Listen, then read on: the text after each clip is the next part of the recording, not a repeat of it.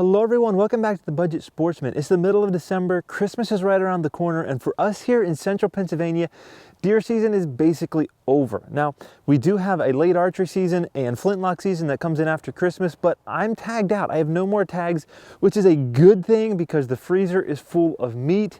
It's a bad thing because I don't really have much hunting to do now until May when turkey season comes in. So it's got to be a long winter of just waiting for the next season to roll back around when we can do some fishing and hunting in the summer months.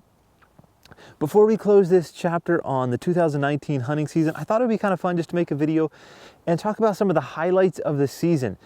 Some of you are new since the beginning of the season, had a lot of new subscribers, so just thought I would kind of go over the highlights of the season. But even if you've already seen all these videos, stay tuned because I'm going to talk about a couple of things that happened that were really fun that never actually made it into a video.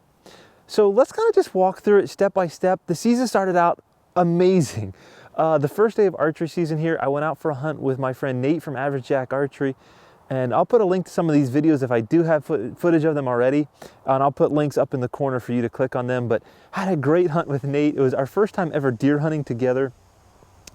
We got out there, fumbled around, set up in the tree, but less than an hour after getting in the tree, Nate harvested a really nice Pennsylvania 9-point buck there on the opening day. I just have to tell you, I've never harvested a buck that early in the season, and obviously it wasn't me, but just to get to film somebody doing that was just a great start to the season.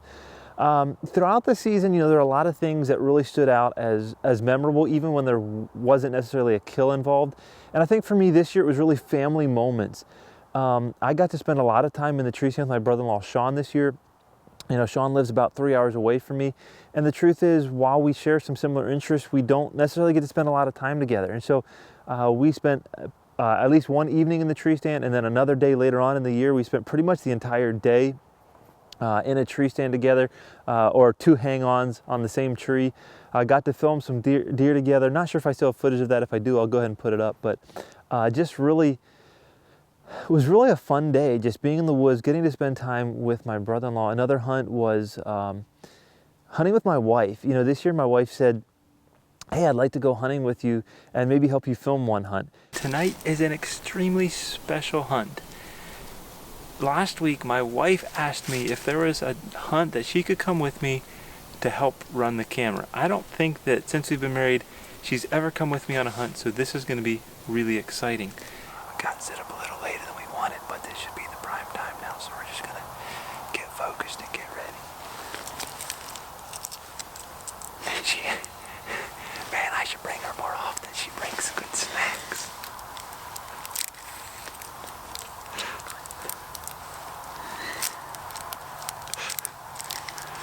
Can't even open it.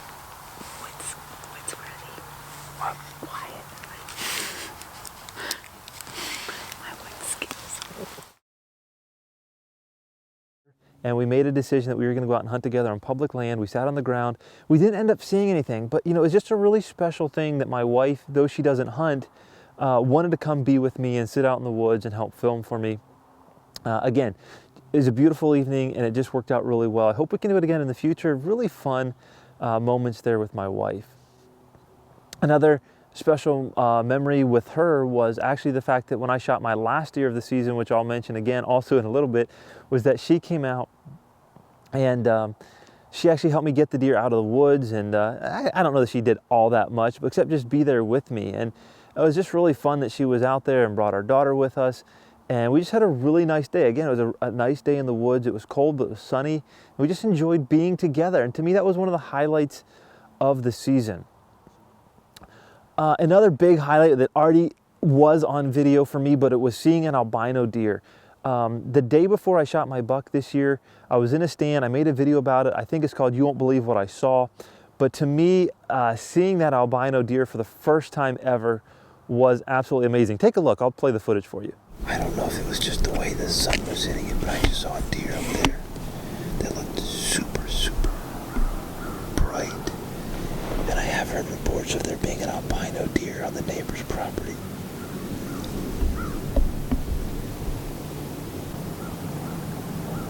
Oh, there's a buck. Big buck, big buck.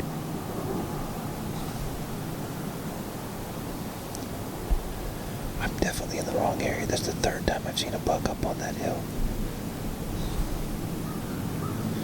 He's about, oh yeah, there's an albino. Oh, would you believe that? An albino. Yes. Then the very next day, I moved stands to where it was right where that albino crossed. Didn't see her then, ended up shooting a buck. And later that day, while I was tracking the buck, I actually got very, very close to the albino again. And that experience, 2 days in a row, seeing that albino was absolutely amazing. And then just a week or so ago here, my dad actually got that albino deer on camera. So I'll put that up here for you as well. But that was just a super big highlight of the year. I've never seen an albino deer before. And to me, that was just one of the biggest highlights of the year. And then obviously, I've already mentioned this a few times, but obviously a highlight of the season has to be when you actually are successful harvesting a deer. And it was November the 7th when I finally did that. I got a chance at a buck. And let me show you the shot. Mer. If you haven't seen that video, go check it out. It was an emotional roller coaster, I guess you could say, and that deer was one tough deer. It ended up being 5 hours after the shot when I found him, and he was still alive, even though the initial shot was a double lung shot. I never imagined that could be possible, but it was. If you haven't seen that video, again, go check it out. Now, after I harvested my buck, I had 9 days left of the archery season, and so I put a lot of effort in looking for a doe, but one of the highlights came in those last number of days there when I was on public land from the ground, and I heard a noise and saw some motion, and it ended up being a fox that came into 14 yards. Now, it's very unusual for me to ever see foxes, and I am not really into trapping at this point of my life, and so I don't have my fur bearer license, which is the license that you need in Pennsylvania to be able to harvest a fox. Now, the foxes were actually in season at that very moment, but again, I didn't have the right license. But man, that was just such a cool encounter to be able to see that fox at 14 yards. Would have loved to have actually been able to take a shot at it, but again, I didn't have the license, so I didn't take a shot, but just really enjoyed getting to see it. The fox didn't really know I was there for a while, and just was a super awesome experience. Then on the last day of archery season, I got to harvest a doe in the very last minute of the season. I mean, I was getting worried, didn't think I was gonna get anything, passed up a lot of smaller deer, and finally in that last minute of the season, I got a shot at a deer. The footage was dark, the light had knocked, didn't turn on. There was a lot of things that went bad, but again, you have to just mention in the favorite moments of the season is being able to get a deer down in the very last minute of the season.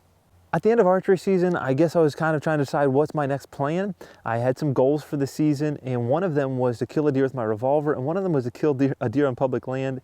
And up until that point, I hadn't done either one of those. I was really hoping to at least get a doe on public land with my bow. Didn't happen. And so going forward after archery season, my goal was to get into public land and kill a deer with the revolver. The goal of killing a deer with my revolver had been something I'd wanted to do for 8 or 10 years probably. And this year I finally made it happen. Got in there on the opening day of the doe rifle season, and about an hour after daylight, I got a chance at a deer with the revolver. So that was definitely a high point for me of the season. So when it comes down to the end of the 2019 season, it was a great season, and I don't even know what to say other than just to say I'm super grateful for a wonderful season.